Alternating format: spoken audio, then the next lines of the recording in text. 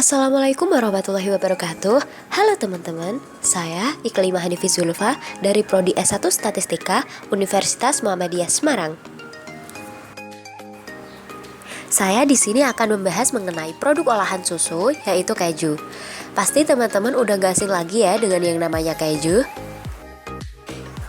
Iya, keju adalah sebuah makanan yang dihasilkan dengan memisahkan zat-zat padat dalam susu melalui proses pengentalan atau koagulasi. Proses pengentalan ini dilakukan dengan bantuan bakteri dan enzim tertentu yang disebut rennet.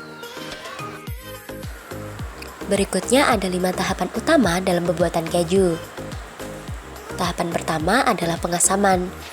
Dalam tahapan ini, susu dipanaskan untuk membunuh mikroba-mikroba awal, terutama mikroba pembusuk pada susu.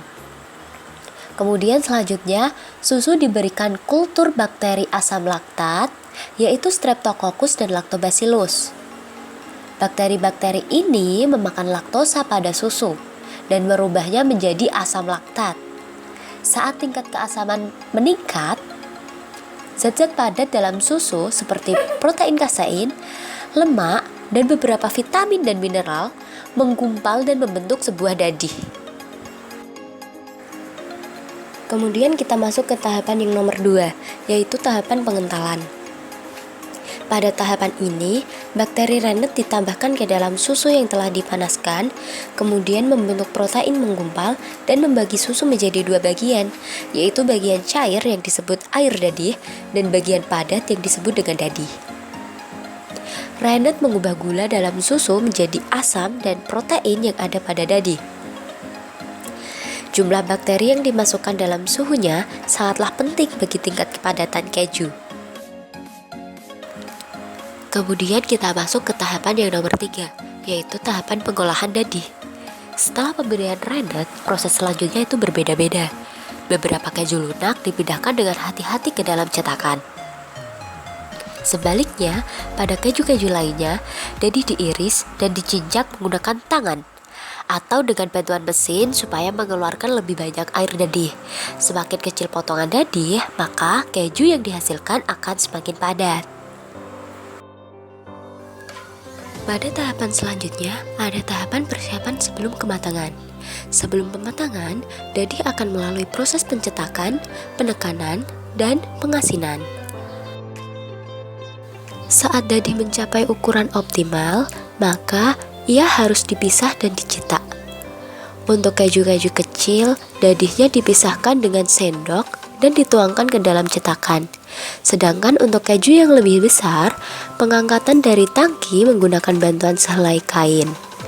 Sebelum dituangkan ke dalam cetakan, dadih tersebut dikeringkan terlebih dahulu, kemudian dapat ditekan, lalu dibentuk atau diiris. Selanjutnya, keju haruslah ditekan sesuai dengan tingkat kekerasan yang diinginkan. Penekanan biasanya tidak dilakukan untuk keju-keju lunak, karena berat dari keju tersebut sudah cukup untuk melepas air dadih. Demikian pula halnya dengan keju iris, karena berat dari keju tersebut juga ditentukan tingkat kepadatan yang diinginkan. Meskipun demikian, sebagian besar keju melewati proses penekanan. Waktu dan intensitas penekanan berbeda-beda bagi setiap keju. Selanjutnya, penambahan garam dilakukan setelah keju dibentuk, agar keju tersebut tidak terasa tawar. Terdapat 4 cara berbeda untuk mengasinkan sebuah keju. Yang pertama, bagi beberapa keju, garam langsung ditambahkan ke dalam dadih. Kemudian, cara yang kedua adalah dengan menggosokkan atau menaburkan garam pada bagian kulit keju, yang akan menyebabkan keju tersebut berbentuk dan melindungi bagian keju agar tidak matang terlalu cepat.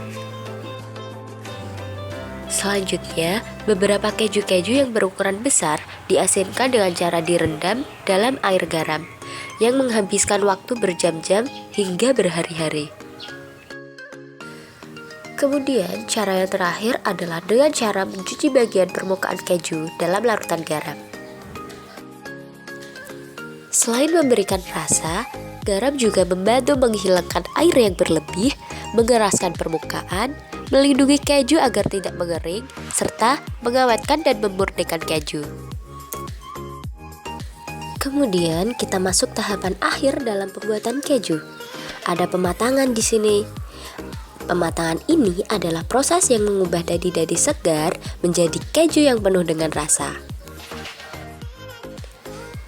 Pematangan disebabkan oleh bakteri atau jamur tertentu yang digunakan pada proses produksi, dan karakter akhir dari suatu keju banyak ditentukan dari jenis pematangannya. Selama proses pematangan, keju dijaga agar berada pada temperatur dan tingkat kelembapan tertentu hingga keju siap untuk dimakan.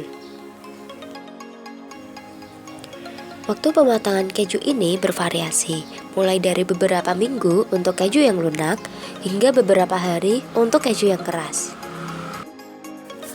Berikut ada beberapa teknik sebelum proses pematangan yang dapat dilakukan untuk mempengaruhi tekstur dan rasa akhir dari keju.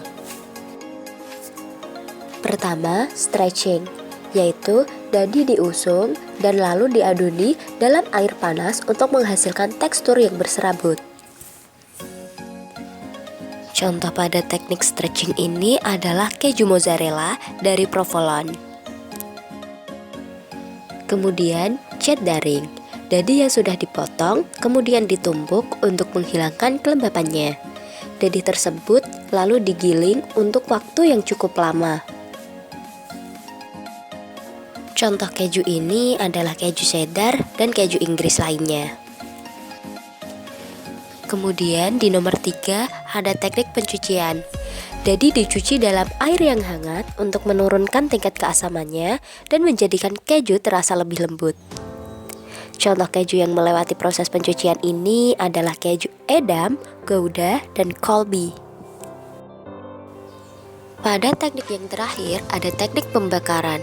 Bagi beberapa keju yang keras, dadi dipanaskan hingga suhu 35 derajat Celcius sampai dengan 56 derajat Celcius, yang kemudian mengakibatkan butiran-butiran dadi kehilangan air dan membuat keju menjadi lebih keras teksturnya. Proses ini sering disebut dengan istilah pembakaran atau burning. Contoh keju yang dipanaskan ulang adalah keju Emmental, keju Appenzeller, dan Gruyère. Keju merupakan makanan yang penuh dengan nutrisi. Keju memiliki banyak elemen yang sama dengan susu, yaitu protein, lemak, kalsium, dan vitamin. 1 pon keju memiliki protein dan lemak yang sama jumlahnya dengan 1 galon susu. Keju dengan tingkat kelembapan yang tinggi memiliki konsentrasi nutrisi yang lebih rendah dibandingkan dengan keju yang tingkat kelembapannya rendah. Nah, itu semua adalah literasi sedikit mengenai produk olahan susu yaitu keju. Baiklah, saya Iklimah Hadifi Zulfa pamit undur diri.